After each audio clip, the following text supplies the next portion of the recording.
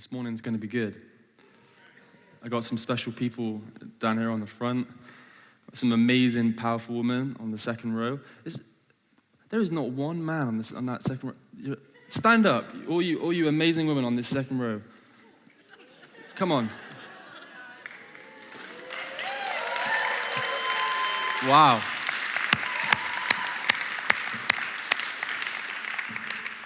So good. Yeah. Really excited to pray for people at the end. Really believe God's doing something in us as a body in awakening to the reality that Jesus didn't pay for a powerless gospel. And it's amazing, there's a lady called Amanda who got healed just before the meeting even started, which was really cool. The youth prayed for her and she had breathing difficulties. And where are you, Amanda? Oh, right, yeah. So that was awesome. It's so cool. So be aware of that. There's a couple of things I want to share before we go there. I really feel like there's been a building in us as a body, and there's a couple of things I really feel, you might not feel it, but I feel it, that God's doing in me and doing us as a body.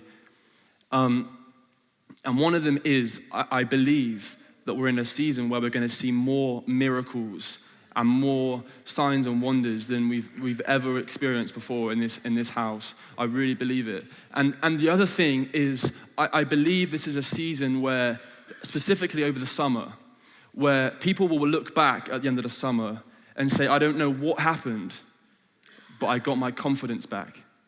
I believe there's something on confidence, on people finding confidence. And I feel it for myself, and I feel it for us as a people, that it's not a confidence that's arrogance. It's not a confidence that's dependent upon your ability, your talents. You know, you could go away this summer and do a cooking class, and you could get more confident at cooking, right? You could go away and you could do a piano class or whatever, and you could become better at playing the piano, right? But I'm talking about a confidence that's different to that. It's a confidence that says, you know what? I don't care what it looks like. I don't care if I look like a fool. I don't care anymore. I know who my God is, and I know who I am. I've been reading this story, and you probably know it, the story of Elijah. How many of you guys have read the story of Elijah? It's a phenomenal story. Like, there's so much in there. I'm like, he like outruns a guy riding a horse and stuff. Mad stuff. But the story of Elijah, simplified, there's a man named Ahab, who is a very evil leader for Israel. And there's a lot of evil stuff going on. Did I get that name wrong? No, okay. I thought Aishka was shaking her head and telling me that I got the name wrong. Theologians, you can call me out. There's a man named Ahab who is a very evil leader, and there's a drought in the land because of the evil that's going on in Israel. And they're worshiping another god called Baal. And in that time, this man Elijah is raised up. And God uses Elijah, and he makes him confront this leader towards the end. And he confronts Ahab, and he says, what we're going to do is I want you to gather all your prophets. There was 450 prophets for Baal. And I want you to take all your prophets, and I'm going to take all of God's prophets, which was just himself, and we're going to meet on Mount Carmel. So they meet on Mount Carmel, and Elijah says, this is what's going to happen. Today, God is going to show himself as the one true God. This is my 21st century summary. He said, we're going to get 2 barbecues. We're going to put the grill on the barbecue. We're going to put the coal in the barbecue. We're going to put the meat on the barbecue, the chicken skewers, everything on the barbecue. And then we're going to pray. And whichever God is able to light the barbecue and cook the meat, that's the God that's real.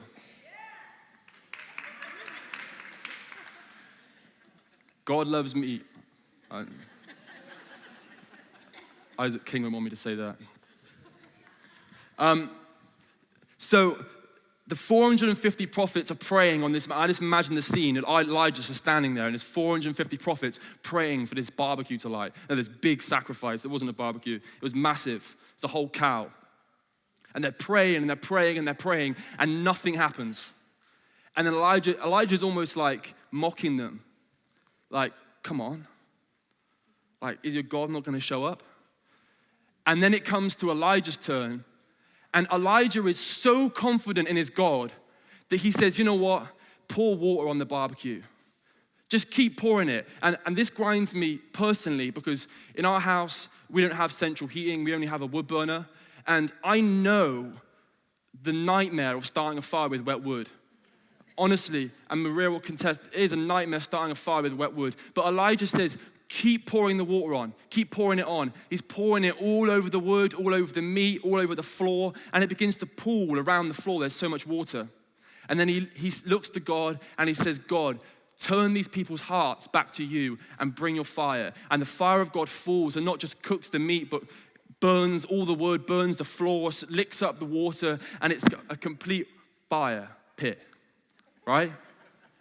And I read this story, and I don't know about you, but I'm tired of sinking back, of retreating, of shying off the things that I know God's put in me. And I'm not talking about being arrogant, and I'm talking about being in people's faces, but I want confidence like Elijah. I want confidence like Elijah that says, I know who my God is. I'm not afraid to stand on the line. I'm not afraid to do something that costs me because I know who my God is. I know who he is. So I'm not gonna make you do anything weird, but if you're in here and you're like, I want confidence like that, I want you to wave at me. Oh, a lot of you. Okay. What I really felt like when I was praying about this, and I want this as well, is I feel like there's gonna be a moment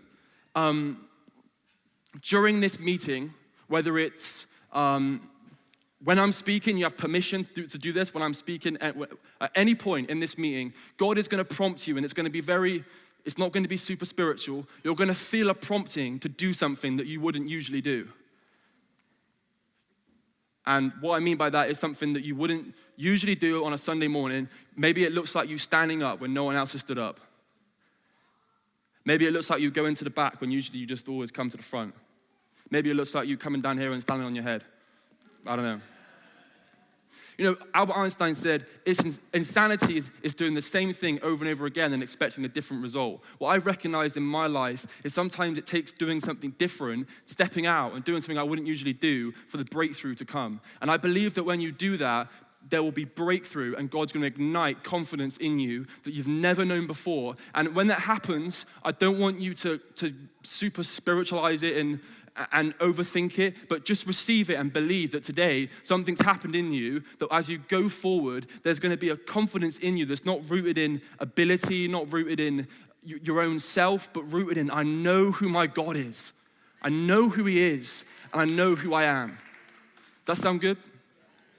I want to read a verse. This is a verse that I read a few weeks ago, but I really feel like there's something in it. You know, I was kind of thinking about this. You know, sometimes I've realized in my life that I move on too fast. I don't know about you, but sometimes there's been periods in my life where I've not been totally sure what God was saying. It kind of felt like he was silent, and I've kind of felt that confusion and that frustration of, God, what are you doing? What are you saying in this season? And what I've done is gone back to my notes or gone back to my journal, and I've looked at what God was saying. Maybe it was 2 weeks or a month ago, 3 months ago, and I've realized, oh, God really wasn't done speaking there. Oh, God really had a lot more to say in that verse. And I remember when I was in Bethel, I read the same little passage for 6 months, every day. And I just feel like there's something for us I'm learning as well, just to draw in to things that he's revealing to us. And you know, I think when God gives us revelation, it's so that the revelation becomes a part of us, not so that we have something good just to say to someone, but so that the revelation becomes in us, you know? So I just encourage you to draw into things more. So there's this verse, you can get on the screen, that's John 8, verse 37.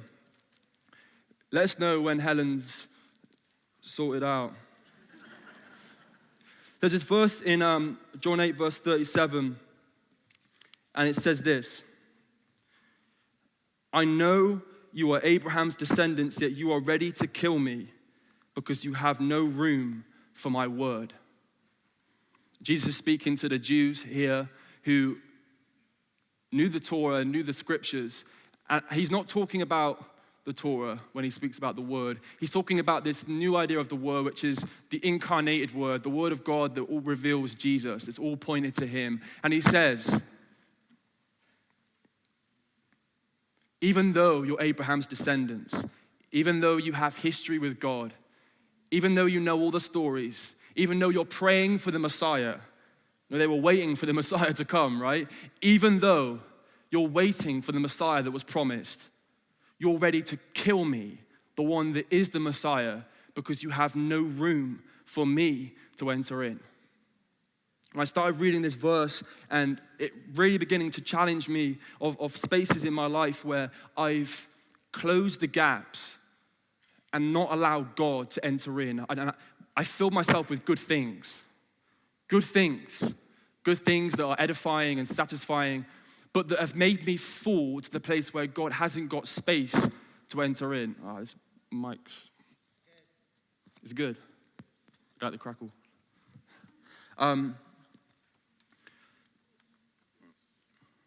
So I started to wonder how many times we've prayed for things. We've asked God for peace. God, give me peace. We've asked God for revival. We've asked God for breakthrough. We've asked God for all this stuff. And then Jesus has showed up at our door. He's knocked at the door, and there's no space for him to enter in. We're too full. Our house is full. And I've realized that what Jesus wants most is not someone with a good strategy plan, though he loves strategy. Not someone that's an awesome, incredible, fiery, powerful leader, though he wants those. But what Jesus is after is a home.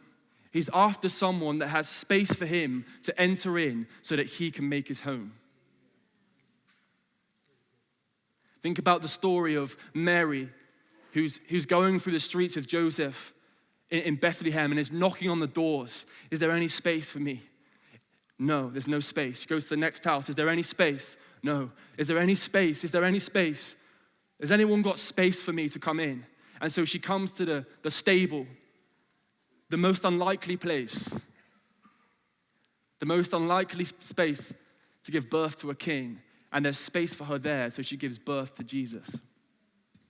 God's not looking for the most talented, the most gifted. God's looking for people that so deliberately and almost obnoxiously say, God, there's space here. There's room here.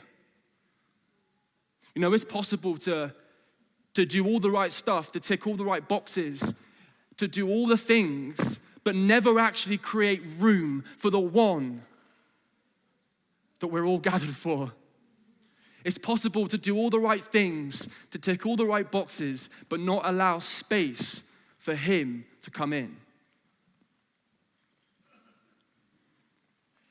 So I want to create space this morning for that. Jesus wants to fulfill, some often we pray for things like we have a need and we end up filling it with people's encouragement and with tools and with stuff and with a sermon. And I do it as well. But what I really feel is that Jesus is wanting to fulfill that need so that he can come in and make his home, right? There's that verse that says, Jesus says, your joy will be made complete when you ask for something and I give it to you. And I think it's this. That there's something that happens to us when we ask him for something and we allow Jesus to fulfill that need.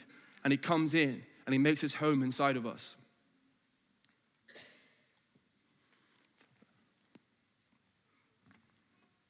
Why don't you just close your eyes real quick?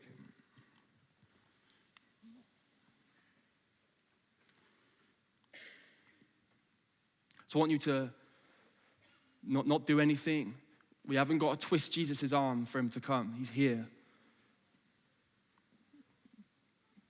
Just want you to focus your attention on Jesus. However that is easiest for you to do. Whether it's with your words or with visually just picturing Jesus. I want you to imagine yourself near Jesus.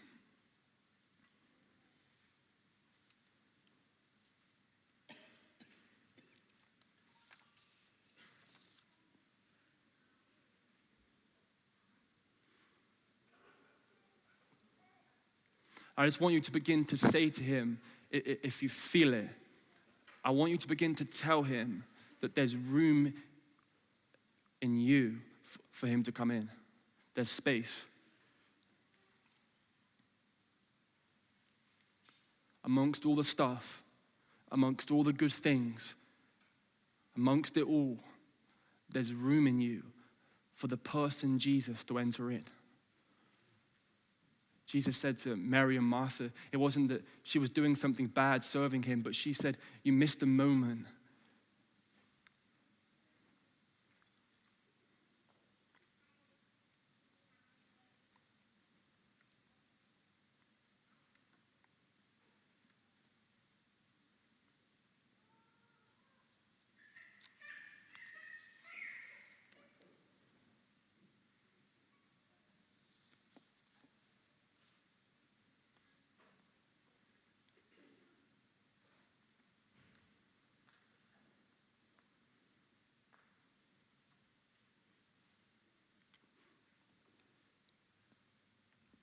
Jesus, we make room for you.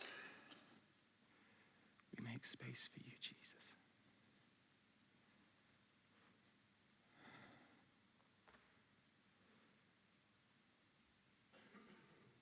We make space for you, Jesus.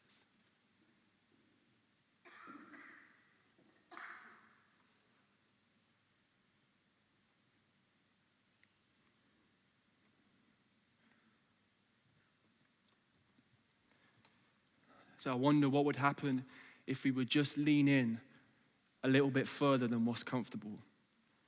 I wonder if instead of going back to our seats and closing our Bibles, I wonder if we would just pause for long enough in the awkwardness of not knowing what's going to happen next. If we would just linger there for a little bit longer and just see what he would do. If we allow him space to come in. In a moment, we're going to go and we're going to sing a song. But before we do, I want to give you space to respond. And this is different. This is maybe awkward for some of you.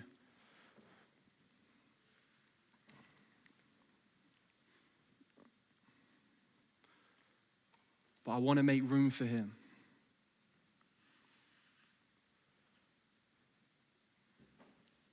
You know, intimacy with God is the highest calling. If we get, that man that comes before Jesus and he says, I've done all the stuff. And Jesus says, I never knew you. To me, it's not judgment. It's not condemnation. It's a heart check. God, I don't want to miss the main thing. Intimacy with God is the highest calling. And I'm sorry if this offends you, but intimacy with God doesn't happen by accident.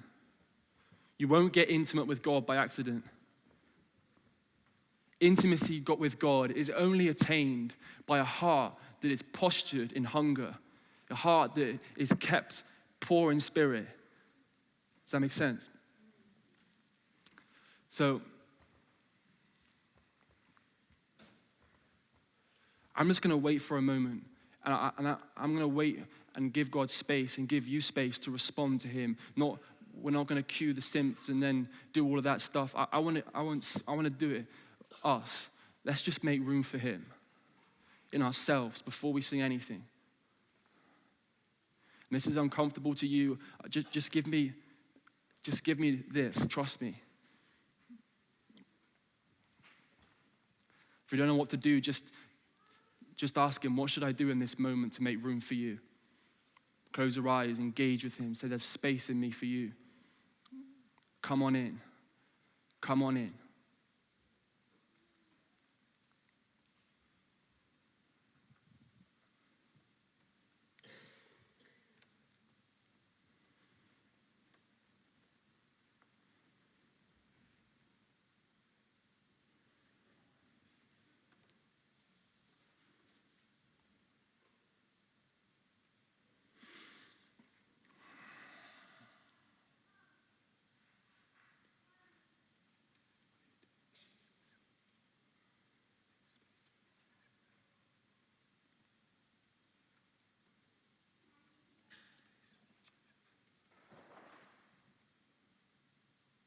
Some of you in here that know that God is prompting you, like I said earlier, and that there's something that you need to do. And I want you just to take courage and to respond to what God is telling you to do.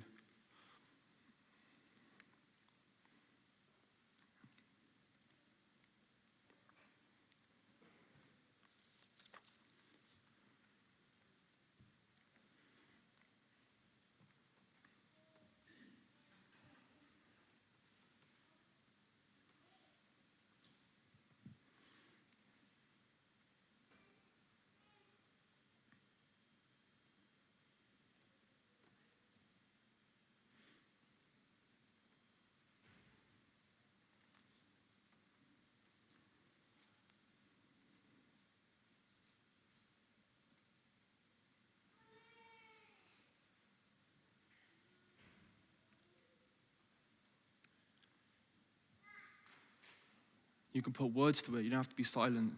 It's so quiet in here. You can tell him with your voice.